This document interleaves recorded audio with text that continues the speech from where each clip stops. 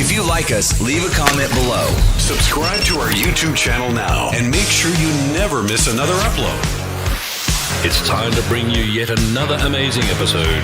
Chatting Tracks with Rob, the face for Radio Burgess. Welcome to the podcast. If you like us, leave a comment below. Subscribe to our YouTube channel now and make sure you never miss another upload. It's time to bring you yet another amazing episode. Chatting Tracks with Rob, the face for Radio Burgess.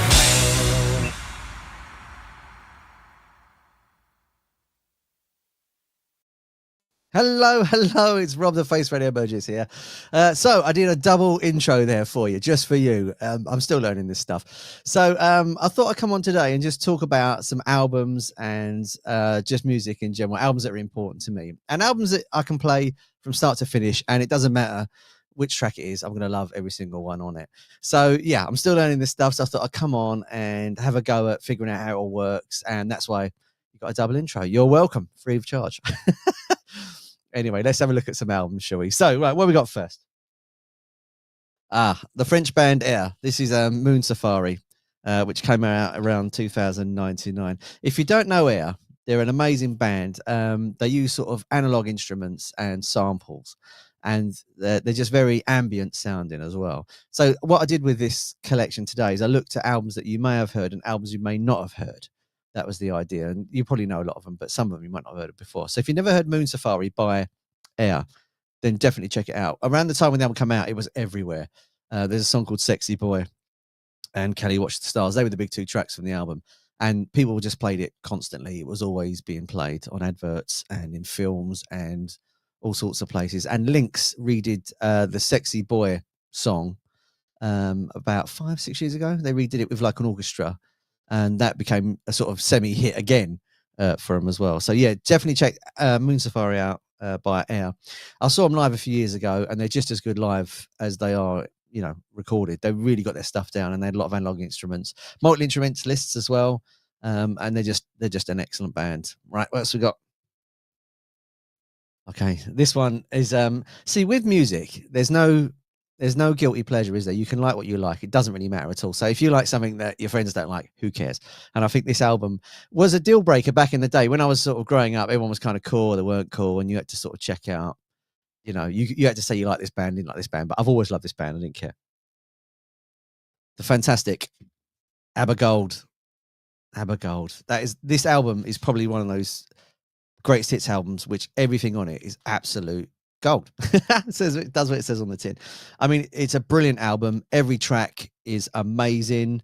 You pretty much know every song on it, and you could sing along to all of it. I went to see the Abba Voyager thing recently, where they do this sort of live band singing over the top of this stuff. And you know, they've got it harder because they've got to make it sound like the records. That's the thing about cover bands. Like the original band can do whatever they want, and people will love it because it's them. But when you're trying to replicate something that's been done before, you're copying basically this. And at the Abba Voyager thing, they did this, and it was absolutely amazing. I've never seen anything like it before because it was so interactive. You got there, and the place was just sort of playing party music, and it was sort of bouncing for when you got in there. And then you got in there, and the Abba thing was amazing. So when the avatars, if you like, were in shadow, you didn't know they weren't human. That was the weird part. So they did the CGI stuff to make them look kind of like plasticky. So I think they didn't have to worry about the detail. But then when you got to the actual bit at the end, they come out as sort of avatars again, as they are now. And that was so realistic. It was absolutely scary. It was amazing. They've done such a great job. So Abba Gold is definitely on my recommend list. I mean, I remember back in the day, you wasn't allowed to like Abba too much. You know, it was very much sort of frowned upon, and it was a bit sort of, oh, you're an Abba fan. But now, you know, even Dave Grohl wears Abba t-shirts. Everybody loves Abba because they're just amazing. So if you've not heard this album, you know, check this one out. It's probably one of the best albums you're ever going to buy. I mean, I've played this album to death. I just don't know how many times I've played Abba Gold. It's one of those sort of albums that just played forever and ever. Okay, another album that really influenced me when I was a kid. Come out in 1990, which was Enigma's first album. Yeah, MCMXCAD. Made in Ibiza of all places as well, by a German composer called Michael Cretu. And his wife Sandra does a lot of singing on it. Though he was married to Sandra. He's got an interesting career. He started out as a professional musician and session player, and then he played keyboards on Rivers of Babylon by Boney M. So he worked with Boney M for a little while. Is it Frank Fabian? I think it's his name, or Fabian. I don't know how you say his name, but he worked with him for a little while.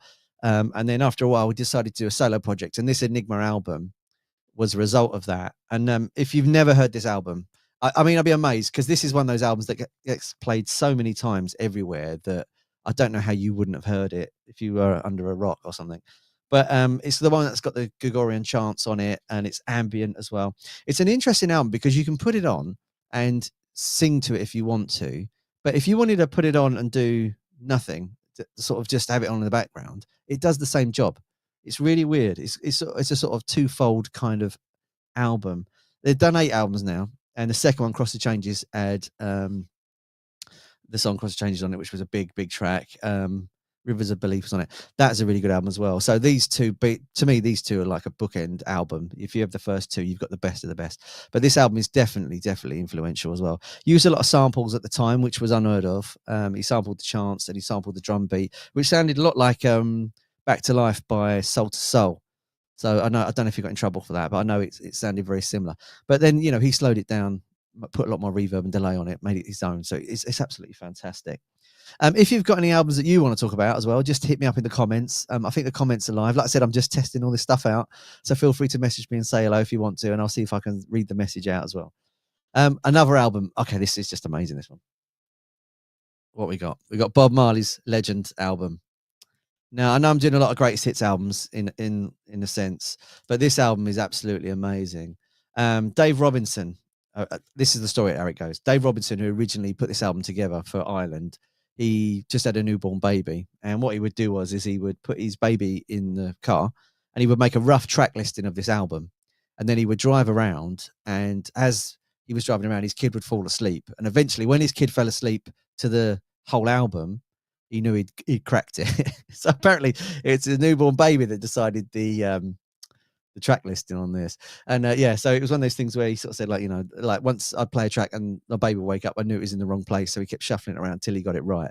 And eventually his baby, when his baby stopped crying, he knew he had it right. Every track on this is amazing. No Woman No Cry, the live version as well, is on here, which is probably one that, every song in here is pretty much famous. It really is. And yet again, another sing-along album, and another album if you wanted to chill out to, you can do it to that as well. You can actually just chill out, relax, and just have a great time. Bob Marley's just one of those songwriters that when they talk about music a lot, they say, you've got Lennon and McCartney, Jagger and Richards, The Edge and Bono and all sort of stuff. They always miss Bob Marley out. They always miss him out somehow. I don't know how they do that, but they always forget Bob Marley. So yeah, Bob. It's a must-have. You've got to have it in your collection, haven't you? Right, let's have a look, shall we? Okay, so during the podcast for the 801 show, I talk a lot about a band called Steely Dan as being one of my favourite bands, and they are one of my favourite bands. That's absolutely true. And I was looking through the albums, and I thought, which one do I go for? Because they've got like 5 or 6, which are just, every album's amazing. So I was like, which one do I go for? Because I don't know which album to focus on, because they're just amazing. So I went for the 78 greatest hits. So Steely Dan, this greatest hits album is amazing. If you don't know Steely Dan's work, they're like the musician's musician. Like all the musicians love this band because they're just so good at what they do. They didn't tour much, a little bit. They mainly worked in the studios, and they pioneered studio sounds. So when you hear a lot of records that sounded amazing, then these were one of the forerunners. Like Michael Jackson had an amazing sound of vinyl, and so did these guys. These really worked in studios, and they would swap out musicians. They had like 8 drummers playing on the same album. They'd have 4 guitar players, and they would just chop and choose. They were pretty much pre-sampling. That's what they were doing. They were sampling early before anyone did it. So Steely Dan they're just amazing musicians, and the music's amazing as well. Do It Again, you might have heard. If you've seen the A-Team movie that came out about 10 years ago, what's his name? Bradley Thingamajiggy says, "Oh yeah, you nicked my Steely Dan tape or CD or something." He's talking about this band. And then they play Steely Dan during the A-Team. So if you've seen that film, you've heard Steely Dan. They're the best of the best. They really, really are. They're an amazing band. They did a song called Dirty Work. If you ever get a chance to check it out, have a look at that. But Steely Dan is definitely on my choice of albums to check out. It's definitely amazing. Sorry about that. Right. Okay. An album which you would have seen absolutely everywhere. It's impossible. It's one of the most iconic logos of all time as well. What we got here? We got Dark Side of the Moon by Pink Floyd. I mean, you can't go anywhere without this album turning up somewhere, can you? It's absolutely amazing. In the Immersion box set they brought out about 10, 15 years ago, they did an early mix of this. It was called the Early 72 mix. And it's pretty much the first version or the working version of the album.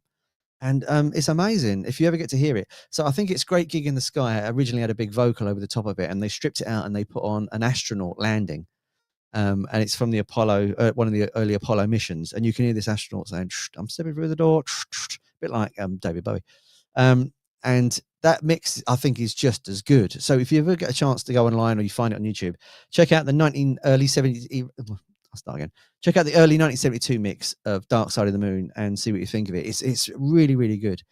At the minute, obviously, Roger Waters and David Gilmour are having a big row. So that's what's going on now. And Roger Waters has remixed this album. He hasn't remixed it. What he's done a reinterpretation of this album.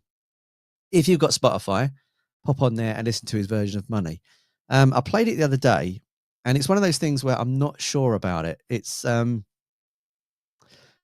obviously he's fell out with David Gilmour, so he doesn't want guitar solos anymore. So they're going to go. That's the point. He's trying to wipe Gilmour off the original record, and instead he reads a poem out instead, and it's about sort of like the boxer, or it's a bit like a boxer or something. I think what it was, but it it's kind of like it works. It does work, but it's not this. And I want to hear the album. I'm interested to hear what he's going to do with all the songs, and he's basically stripping all his old mates off as much as possible. Everyone wishes they'd just sort it out and get together and be friends again, because the music they've not made yet would be amazing. I know Rick Wright's not around anymore, which is a real shame, because I love Rick Wright's keyboard playing. His solo album Wet Dream is very good, by the way, as well. But yeah, Dark Side of the Moon, and obviously the new version's coming out as well, so check out both of those. Apparently this is one of the most iconic logos of all time. They showed it to 8-year-old kids and stuff, and said, "What is this?" And they knew what it was. Like, everybody knows what this logo is. Okay, what else we got for you? Okay, people say to me, what are the best gigs you've ever been to? And I can rattle off 4 or 5, but one of the best bands I've ever seen live is definitely this band, Spinal Tap. And this is their second album, Break Like the Wind. Now, Spinal Tap is probably one of my favorite movies of all time. If you've never seen Spinal Tap, where can I put it? You can see it there. If you've never seen Spinal Tap, you've got to see this album. You've got to see that film. It's absolutely amazing. And this album is brilliant. Like, the film came out, all the rock stars loved it. They thought it was fantastic. And then this is their second album from 92, I think it was. 92. This is Break Like the Wind. Oh, it's amazing. It's such a great album. They got songs in it like Stinking Up the Great Outdoors, Cash on Delivery, which is about prostitution. There's a song in there called Rainy Day Sun, which is really interesting. And it's very sort of Beatles, Sgt. Pepper-esque. And it's sort of very psychedelic. And it's a really good version of a psychedelic song. They absolutely nailed it. Bitch School is the first song on this album, which is about training dogs. Oh man, I mean, when this album came out, I bought it on CD as well, and being them, I thought it had a mistake on it, because when you got the CD and opened it, CDs obviously had a hole in the middle, and when you looked at it, it was misprinted, so the hole was here and the text was here, almost falling off the CD. And it was only one of the things when I went into the shops, I think it was Woolworths when they were around, I went into Woolworths and opened up a few more, and I saw they were all exactly the same, and that was the joke. It's the details. It's all about the details, isn't it, that do it. Absolutely brilliant. Nigel Tufnell obviously played guitar on this as well, and I mean, for a joke band, if you like, they're probably some of the best musicians around. They're absolutely amazing. And this has Joe Satriani on it, and all sorts of musicians that guitar players would know. Dweezil Zappa, Frank Zappa's son's on it as well. Yeah, I mean, it's brilliant. It's brilliant. And the movie's fantastic. If you've never seen the movie, definitely watch the movie. You will love it. Right, what else we got? I could talk about this all day. Oh, the gig I went to, for those, the Royal Albert Hall. And I was in the second row with my dad and my cousin Mark. And because the film's a comedy film, he come down on a wire, and then they got stuck, and he was hanging there and things like that. It was just crazy, crazy stuff. And then there's a famous part in the film where they're in these, like, they look like large lettuces or cabbages, and they're singing, and they can't get out, and Derek Smalls can't get out, and he's hammering, and they come on, and they did it in reverse with wire, so they come down and they were just hanging there, and then they shot upwards a bit, and then and then they couldn't get him down, and he's going like, get me down, and it was the funniest gig. I think it's on YouTube, and if not, if you get their Blu-ray of This Is Spinal Tap, it's on there as well. You got to check it out. It's fantastic. Okay, on to some more stuff. Okay, right. This next choice was hard to make. It wasn't hard to make. It wasn't really hard to make, really. So, David Bowie, Hunky Dory, has to be in there, doesn't it? I'm a big Bowie fan. Anyone knows me knows that I love Bowie, and I just love everything he's ever done. It was either going to be this one, Diamond Dogs, or Aladdin Sane. It was going to be a choice. Hunky Dory, I think, is the best because I think it's the turnover album. It's the one before, Ziggy Stardust. And this has got like changes on it and Quicksand and tracks like that are just absolutely mind blowing. It's recorded in London as well, at Trident on their famous piano.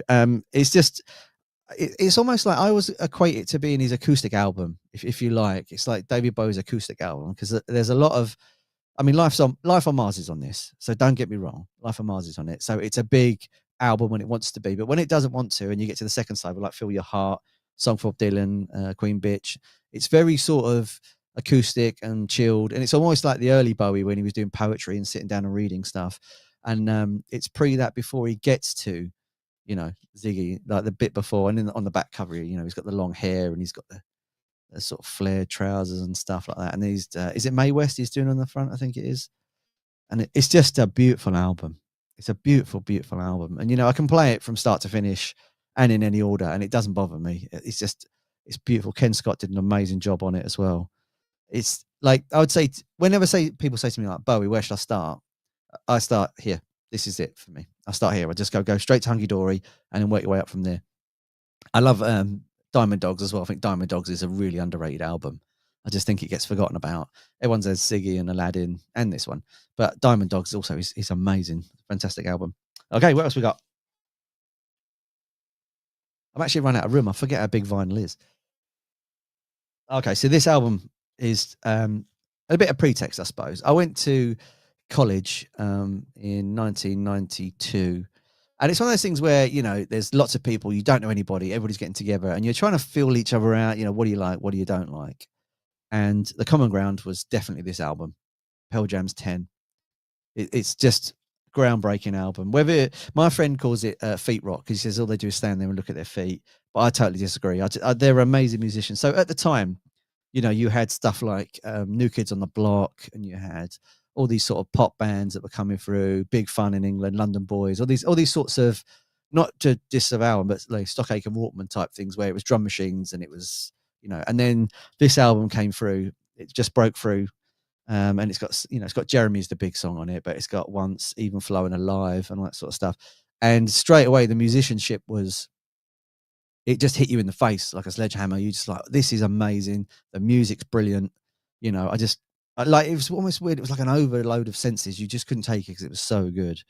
And at the time, they didn't want to make videos, so they become really intrusive, and you didn't know who they were. You had to try and find out more about them and work to find out who they were.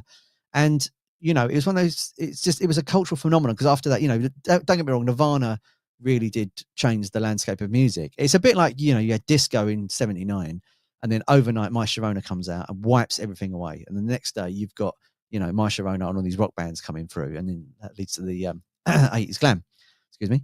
But, this one was like the forgotten one that did it. Nirvana did the same thing. It wiped all those bands out, and these bands and Soundgarden and the Red Hot Chili Peppers and the Presidents and all these other bands, Mudhoney, they then came through. But this to me is the one. And I remember I couldn't get it anywhere, and my friend Andy, who's still my mate today, had a cassette version of it, and he lent it to me and said, "You're going to love this." And I played it, and he was absolutely right. And I've been in love with this album ever since. And it's hard to get a vinyl copy, so I'm really pleased I've got one. I remember I went down to the Wolves again because it was always Wolves, and they had a cassette version or this vinyl version, and I got the cassette. Don't get me wrong, it's probably worth money now. The cassette's probably worth money, but the vinyl is the one that everyone's after now. So I managed to get myself one before it became cool to buy vinyl again, and I've got that copy, which is great. Okay, I'm going to talk about an artist now who's amazingly interesting, and Brad Pitt's a huge fan. And yet again, he's a musician's musician. And this album's wonderful. This is Nick Drake and 5 Leaves Left. Nick Drake's a wonderful musician. He brought out a couple of albums. He's amazingly melancholic, a fantastic guitar player as well. And he played in his own style, and it was really unusual. I interviewed Nigel Planer. I interviewed Nigel from the Young Ones, and he came on, and he was very influenced by Nick Drake's guitar style. He sort of played in this sort of lean note, like most people pick the guitar, which I mean like this, but he sort of played with this long fingered technique.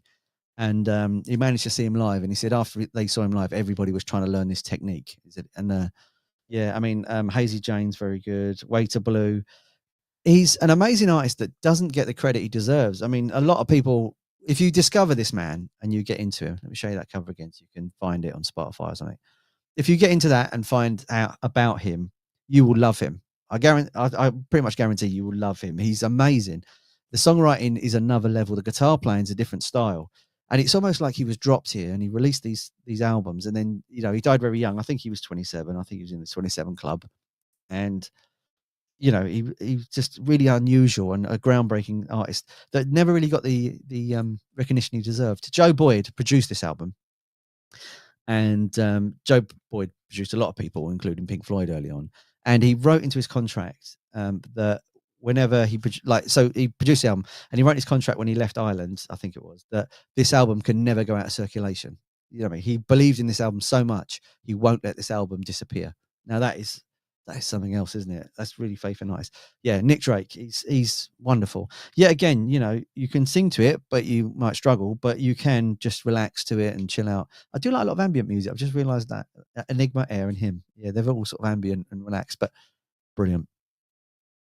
Okay, so I didn't want to do a top 10 pile of, you know, this is my favorite and this is the best. And, you know, because to me, all these albums are very important to me personally on a level. But I thought, you know, if you had to Desert Island an album, which one would it be, I suppose?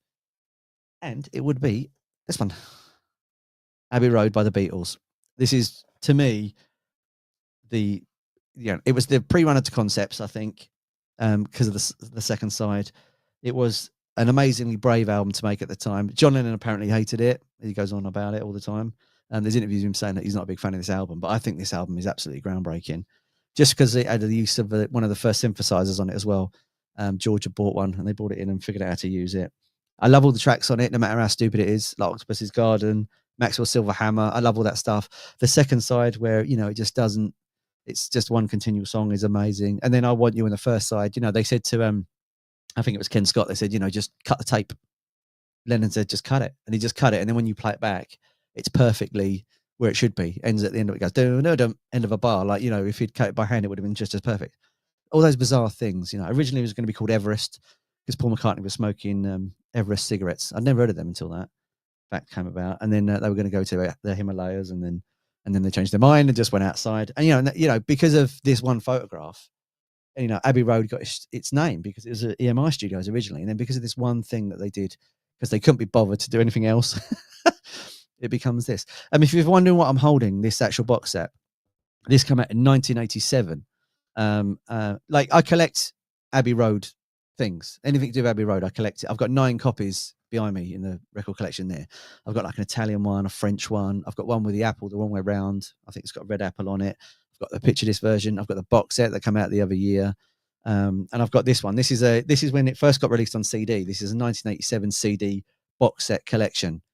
And it's got a badge in it and a poster and the CD, which I've never actually played in the middle of mint condition and stuff like that. So this is the box set. There you go there. So I just wanted to come on and test my stuff to see how it works. I'm getting new to this sort of world. I don't understand it. If you want to find out more and check out the podcast and get some of the episodes, if you look on the screen there, it says chattingtracks.com. That's the website. If you want to email me, you can get me at chattingtracks@gmail.com. You can get me there if you want to say hello. Hit me up in the comments. I'd love to hear your favorite albums, or I'd love to know if your favorite albums are the same as mine and you had the same experiences and things like that. Thanks for joining me on this afternoon bit. I just thought I'd do something in the afternoon to do something just slightly different and just a bit fun. Just slightly different. Have a great day, and thanks for joining me, and I'll see you soon. Bye-bye.